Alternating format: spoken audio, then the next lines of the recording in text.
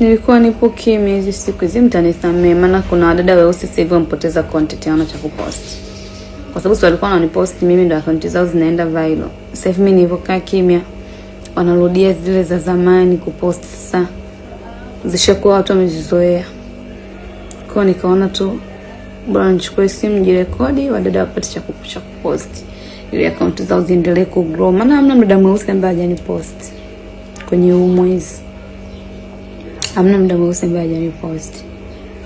Kwamba kitu ambacho nilikiongea kimewagusa na wameumia. Na ninachofurahi baadhi ya walioumia wamefuatisha ushauri wangu. Sasa hivi naona mabadiliko kama naanza kuyaona. Wadada wengi weusi wananifuata DM kuniomba ushauri, tunataka kuwa kama wewe, tunataka kuwa weupe, wengine wanasema tunataka kuwa zaidi ya wewe, wengine hivi. Kwa pia nimefurahi kwa hao ambao wameonyesha ushirikiano na wameona kweli wanatamani kuwa hivyo. Wanataka hata kidogo wabadilike.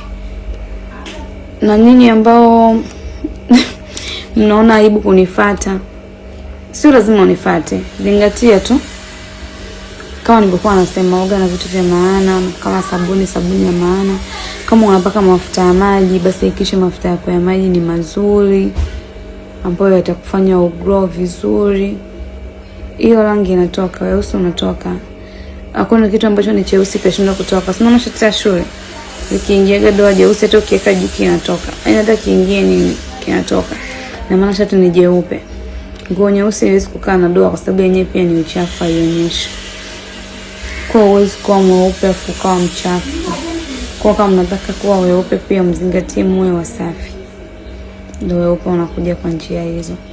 Sawa wapenzi wangu.